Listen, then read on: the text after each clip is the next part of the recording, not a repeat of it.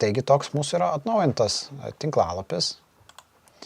Dar galim pažiūrėti patarimai. Kalėdonių pakavimo metu buvo pradėti daryti. Pasidarė kiek tai tvarkingesnis, gražesnis. Gal dar yra vienur kitur tų stokinių nuotraukų. Dar vienas kitas vertimas, ne iki galo sutvarkytas, bet planas mes vėliau skirsime laiko. Ir jeigu jau prabilau apie laiką, tai viso šito perdarimas, nes iš esmės trynėme viską, kas buvo seno. Viską, kas buvo sena, mes ištrynėm ir įdėgiam viską iš naujo, visą informaciją, asortimentą, produktus. Praktiškai iš naujo buvo sukurtas tinklalapis ir mes viso prie jo užtrukom per beveik 38 valandas. Tai praktiškai savaitę laiko. Taip mes čia 3 žmonės prie šito projekto prisėsdami skirtingų metų darbavomės ir gavome tokį rezultatą.